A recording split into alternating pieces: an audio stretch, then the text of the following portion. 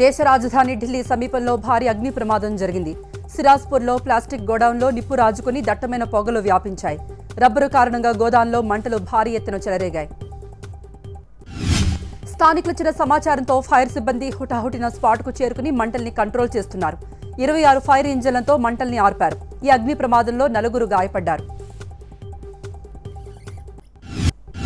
ఉత్తరప్రదేశ్లో మథురలో బోరుబావిలో పడిపోయిన 5 ఏళ్ల బాలుడిని క్షేమంగా బయటకు తీశారు. ఇంటి ఆవరణలో ఆడుకుంటున్న బాలుడు బోరుబావిలో పడిపోయాడు. ఈ విషయం తెలుసుకున్న పోలీసులు, ఎన్డీఆర్ఎఫ్ బృందాలు అక్కడకు చేరుకుని బాలుడిని రక్షించేందుకు రంగంలోకి దిగాయి. కెమెరాల సహాయంతో బాలుడు సేఫ్గా ఉన్నట్టు గుర్తించారు. హైదరాబాద్ సీతారాంబాగ్లో శ్రీరామ నవమి వేడుకలు ఘనంగా జరుగుతున్నాయి. రామాలయం నుండి శోభాయాత్ర ప్రారంభమైంది. ఈ శోభాయాత్రలో భారీ హనుమాన్ విగ్రహాలు తరలి వెడతాయి. గౌలీగూడలో హనుమాన్ వ్యాయామశాల వరకు శోభాయాత్ర కొనసాగుతుంది. ఈ శోభాయాత్రలో గోషామహల్ ఎమ్మెల్యే రాజాసింగ్తో పాటు భక్తులు కూడా పెద్ద సంఖ్యలో పాల్గొన్నారు. వరంగల్ రూరల్ జిల్లా పర్వతగిరి మండలంలో హాట్యూ తండాలో అగ్ని ప్రమాదం జరిగింది.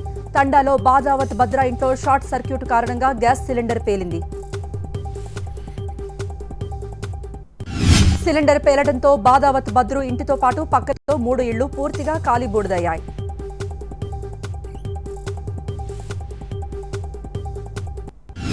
ఈ అగ్ని ప్రమాదంలో ఇళ్లలోని విలువైన వస్తువులతో పాటు దుస్తులు కూడా పూర్తిగా కాలిపోయాయి. 15 లక్షల ఆస్తి నష్టం జరిగిందని బాధితులు వాపోయారు.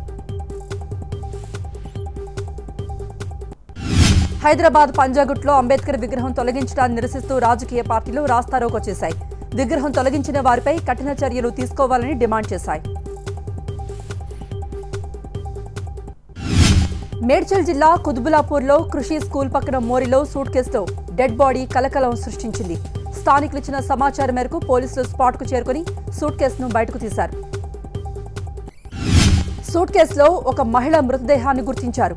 గుర్తు తెలియని వ్యక్తులు దారుణంగా హత్య చేసి ఇలా సూట్ కేసులో తీసుకువచ్చి ఇక్కడ పడేసినట్టుగా నిర్ధారించారు పోలీసులు. మిస్సింగ్ కేసు ఆధారంగా పోలీసులు వివరాలు సేకరిస్తున్నారు. శంషాబాద్లో ఓ లాడ్జ్లో చంపి ఇలా సూట్ కేసులో తీసుకొచ్చి పడేసినట్టుగా భావిస్తున్నారు. మృతదేహాన్ని గాంధీ మార్చురీకి తరలించారు.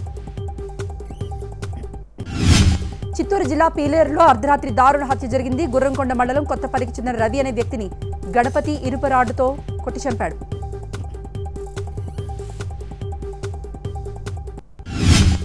మృతుడు గణపతి భార్యతో వివాహేతర సంబంధం పెట్టుకోవడంతో ఆగ్రహించి ఈ దారుణానికి పాల్పడినట్టుగా పోలీసులు నిర్ధారించారు. గణపతి దంపతులను అదుపులోకి తీసుకుని విచారిస్తున్నారు.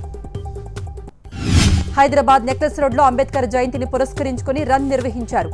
Run for caste free India ఆధ్వర్యంలో ఈ కార్యక్రమం జరిగింది.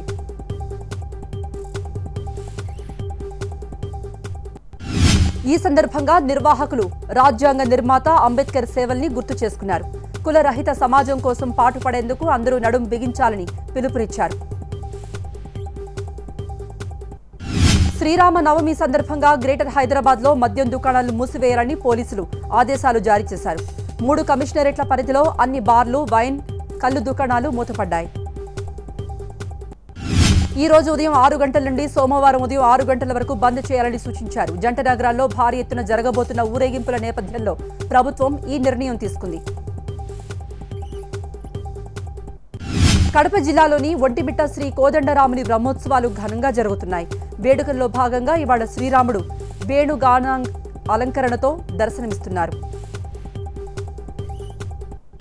తెలంగాణ తిరుపతిగా పేరుగాంచిన యాదాద్రి శ్రీ లక్ష్మీ నరసింహస్వామి ఆదాయం గత ఏడాది కంటే ఈసారి పెరిగింది. 2018-19లో 99,57,00,000 ఆదాయం వచ్చింది. గత ఏడాదితో పోలిస్తే 5,60,56,000 పెరిగిందని ఆలయ ఈవో గీతారెడ్డి వెల్లడించారు. భక్తుల రద్దీ దృష్ట్యా ప్రపంచ ఆధ్యాత్మిక పర్యాటక క్షేత్రంగా యాదాద్రిని అభివృద్ధి పనులు వేగవంతంగా జరుగుతున్నాయి. Reliance group chairman Anil Ambani Tirumala శ్రీవారిని దర్శించుకున్నారు. కుటుంబ సభ్యులతో కలిసి ఉదయం నైవేద్య విరామ సమయంలో స్వామివారిని దర్శించుకున్నారు. వనపర్తి జిల్లా మర్రికుంట కలెక్టరేట్ భవన నిర్మాణ పనులు జరుగుతూ ఉండగా విషాదం నెలకొంది. నిర్మాణ పనులకు వచ్చిన మహిళా కూలీ వెంకటేశ్వరమ్మ 2వ అంతస్తు నుండి కాలు జారి కింద పడి చనిపోయింది. గత ఏడాది నుండి భవన నిర్మాణ పనుల్లో కూలీగా వెంకటేశ్వరమ్మ పనిచేస్తోంది. భవనం పక్కనే ఓ గది అద్దెకు తీసుకుని ఉంటోంది. వెంకటేశ్వరమ్మది మదనాపురం మండలం గోపన్నపేట.